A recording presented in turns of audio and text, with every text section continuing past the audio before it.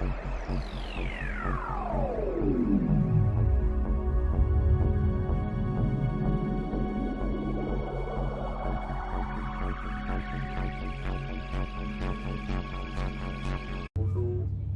diadakan dan pernah diziarahi sendiri oleh baginda Nabi sallallahu alaihi wa ala alihi wa sahbihi wa baraka wasallam.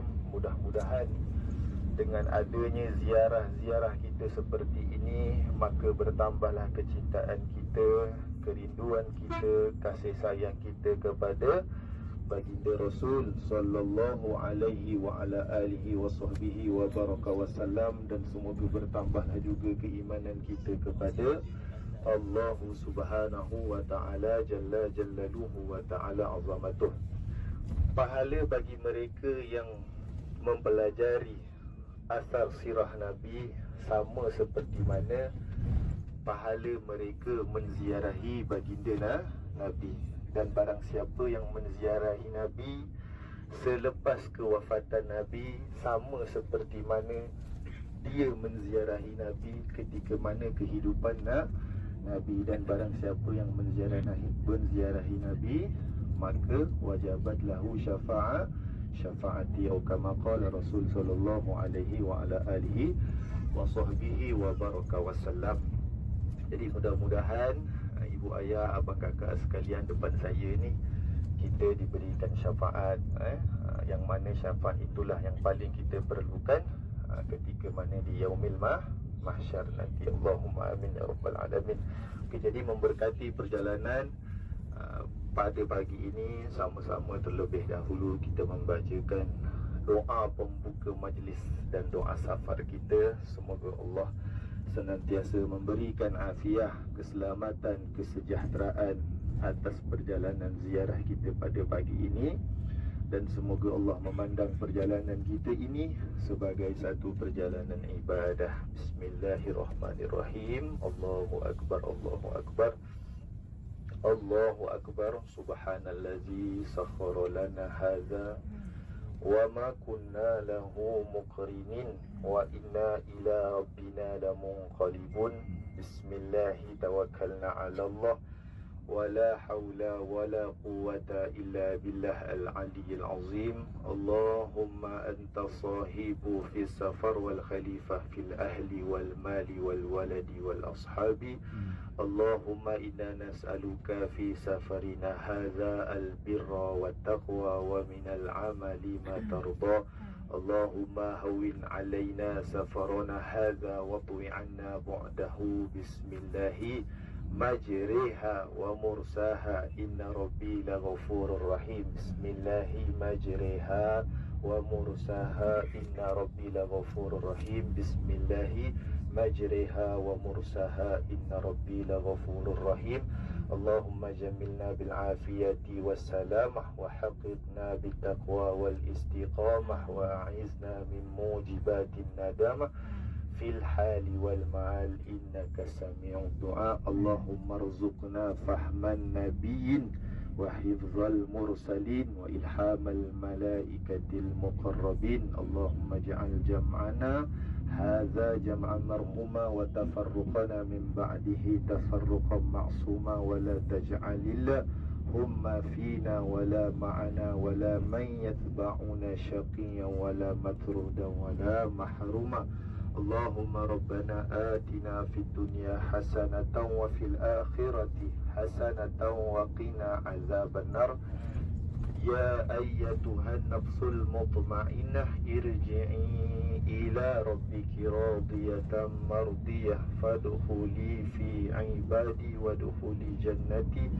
Wa sallallahu ala sayyidina Muhammadin nabiyil ummi wa ala alihi wa sahbihi wa baraka wa sallam.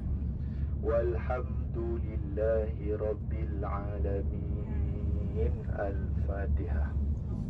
Bismillah minasyaitonirrajim. Warahmatullahi wabarakatuh. Alhamdulillah, thumma alhamdulillah, nahmaduhu wa nasta'inuhu wa nastaghfiruhu wa na'udzu billahi min shururi anfusina wa min sayyiati a'malina. Man yahdihillahu fala mudilla lahu wa man yudlil fala hadiya lahu. Asyhadu an la ilaha illallah wahdahu la syarika lahu wa asyhadu anna Muhammadan 'abduhu wa rasuluh. Alhamdulillah, tuan-tuan dan puan rahmat Allah sekalian, salam kenal. Dan sebelum saya berkongsi, terlebih dahulu saya minta izin kepada tuan-tuan. Sebenarnya niat saya naik bas bersama dengan sahabat saya Ustaz Nur Muhammad ni nak menumpang, kerana saya datang dengan keluarga.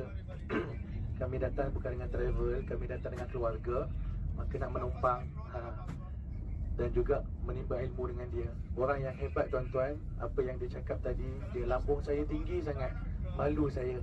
Saya tak ada apa-apa tuan-tuan, ilmu pun sikit je. Orang yang hebat, dia akan memuliakan orang lain. Maka bila Ustaz Nur Muhammad memuliakan saya, menampakkan betapa sebenarnya dia yang lebih mulia, Masya Allah. Dan tuan-tuan beruntung sangat mendapat Ustaz Nur Muhammad sebagai mutawif. Saya tak pernah jumpa orang yang tenang macam dia. Satu relax je, Masya Allah. Baik.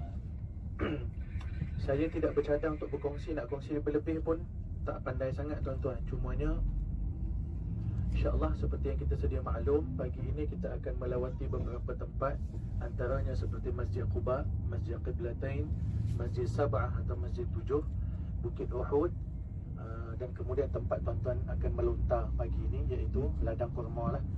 Tuan-tuan akan melontar pakai duit, bukan pakai batu. Ya. Baik, jadi insyaAllah saya rasa sirah-sirah dan sebagainya kita akan berkongsi. Tuan-tuan, saya akan berkongsi sedikit dan akan mungkin banyak ditambah oleh Ustaz Nur Muhammad. Cuma sebelum kita mengetahui sirah, sebelum kita memahami tempat-tempat, pertama yang paling penting harus ada dalam hati setiap manusia, setiap berjemaah, setiap individu yang namanya Muslim, yang namanya mukmin, haruslah ada kecintaan kepada Nabi SAW. Pepatah Melayu kita mengatakan tak kenal maka tak cinta. Maka tuan-tuan haruslah kenal dulu siapa itu Muhammad SAW, baru tuan-tuan akan mencintai Nabi. Baik. Saya nak bertanya kepada tuan-tuan dan puan-puan semua di dalam bas ni, di hadapan saya ibu-ibu, ayah-ayah, haji-hajah. Saya yakin kesemua daripada tuan-tuan dan puan pernah bercinta suatu ketika dahulu. Kalau tak bercinta tak adalah berkahwin, betul? Maka tuan-tuan pernah bercinta. Zaman saya pernah lah lalu, zaman sekolah dulu, dapat surat cinta, buka-buka ada bedak kat dalam. Tuan-tuan pernah lalu kan?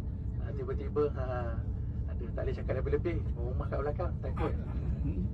Pernah dapat. Dan zaman tuan-tuan dulu mungkin lagi lama kan, hantar surat lama tak dibalas. Soalan saya tuan-tuan, apa perasaan tuan-tuan bila mana kasih sayang, perhatian yang tuan-tuan berikan kepada pasangan itu tidak dibalas? Tuan-tuan hantar surat lama, tunggu. Apa perasaan kita tuan-tuan? Kita tertunggu-tunggu, betul? Kita ternanti-nanti. Kita rasa dia ni abaikan aku, dia ni tak sayang aku ke? Dia ni tak nak kat aku ke? Kan? Kita rasa macam tu, betul? Betul. Para jemaah dirahmati Allah sekalian, perasaan yang saya sebutkan tadi itu, kita haruslah berhati-hati jangan sampai Nabi SAW merasai perasaan itu kepada kita. 1400 tahun yang dahulu Nabi pernah duduk dalam sebuah halaqah, tersenyum dan menangis. Nabi tersenyum kerana Nabi melihat akhir zaman akan ada golongan yang memuliakan Nabi, yang mencintai Nabi dan utamakan Nabi daripada benda yang lain. Sedangkan golongan itu tidak pernah melihat Nabi, tidak pernah bertemu dengan Nabi. Maka sahabat-sahabat bertanya, siapa golongan yang tersenyum itu ya Rasulullah? Maka kata Nabi, itulah umat akhir zamanku. Siapa tuan-tuan? Kita semua yang mencintai Nabi, yang mengutamakan Nabi lebih daripada yang lain. Maka Nabi senyum dan Nabi sayang kat kita. Kemudian bila mana Nabi menangis, Nabi sedih, para sahabat bertanya, kenapa ya Rasulullah? Kenapa sedih ni? Kata Nabi, demi Allah aku rindu nak bertemu dengan mereka. Siapa tuan-tuan? Kita semua. Maka 1400 tahun yang dahulu Nabi pernah mengatakan bahawa Nabi rindu dan tak sabar nak bertemu dengan kita. Maka persoalan saya, bila kali terakhir tuan-tuan balas cinta Nabi SAW? Bila kali terakhir kita balas dengan mengatakan, ya Allah rindunya nak jumpa Nabi di Yaumul Mahsyar? Mungkin tak pernah, kadang kita lalai tuan-tuan. Maka hari ini Allah sampaikan kita di bumi Madinah, bukan kerana harta kita, bukan kerana kesihatan kita, bukan kemampuan kita. Allah sampaikan kita, maksud tersirat adalah untuk menjahit balik hubungan kita dengan Nabi SAW. Kalau saya tanya kepada tuan-tuan dan puan-puan, siapa sayang Nabi? Semua orang akan angkat tangan. Saya sayang Nabi. Semua orang. Siapa tak sayang Nabi dalam ni tuan-tuan? Semua orang sayang. Cuma sayang itu kalau di mulut tak jadi. Haruslah dengan di hati, haruslah dengan pelaksanaan. Banyak mana sunnah Nabi yang kita hidupkan di rumah di Malaysia? Banyak mana selawat kita pada Nabi SAW? Kalau zaman dulu ketika mana, bukanlah zaman dulu, ketika saya belajar dulu di Hadramaut, setiap kali diucapkan nama yang namanya Muhammad, kita diajar untuk menjawab sallallahu alaihi wasallam. Sehingga waktu itu dalam ceramah, dalam kuliah itu diberikan masa sekitar 3 jam lebih, dan guru kami sengaja mengucapkan nama Muhammad tu sepanjang 3 jam tu banyak kali disebut.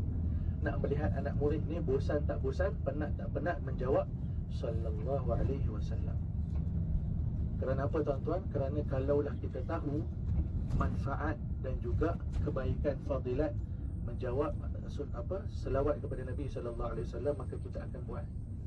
Kerana apa tuan-tuan? Janganlah, nasihat yang pernah guru kami bagi, tuan-tuan bayangkan di Madinah ataupun kehidupan kita di Malaysia, malas berselawat kepada Nabi, berkira untuk berselawat pada Nabi. Okeylah ustaz, dah 10 kali selawat cukup dah tu.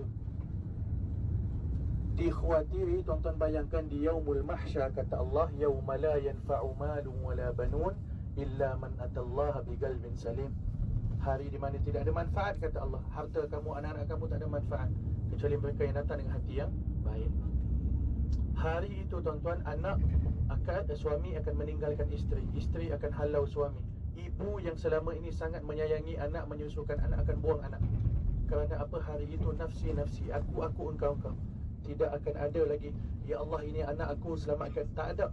Ibu yang sayangkan anak, yang mengandung dan melahirkan anak, akan buang anak dia kerana nak selamatkan diri dia. Itu adalah hari yaumul mahsyar. Dan dalam kekalutan dan kelangkabut itu tuan-tuan, kita nak mengharapkan ketenangan, syafaat daripada baginda sallallahu alaihi wasallam. Sampai-sampai di depan baginda, baginda tanya, kamu siapa? Aku tak kenal. Kerana di dunia kita mengabaikan Nabi, kerana ketika kita hidup kita malas berselawat kepada Nabi, apatah lagi mengamalkan sunnah Nabi. Wa iyazubillah. Kan, maka kita kena berhati-hati tuan-tuan, jangan sampai Nabi tak kenal kita, takut sangat. Dan subhanallah tuan-tuan pada rahmat Allah sekalian, dalam kita bersembang, dalam kita berkongsi ini, alhamdulillah hari ini kita nak pergi ke sebuah tempat, Masjid Quba, masjid pertama yang dibina oleh Nabi sallallahu alaihi wasallam. La masjidun ussisa 'ala taqwa. Masjid yang dibina kali pertama oleh Nabi sallallahu alaihi wasallam. Dan fadilatnya adalah siapa yang keluar daripada rumahnya dalam keadaan berwudu atau penginapannya, hotel kita, sampai ke Masjid Quba dan menunaikan solat 2 rakaat, maka pahalanya Allah akan bagi seperti pahala mereka yang melaksanakan umrah. Alhamdulillah. Baik. Baik. Kita alhamdulillah dah sampai di sini.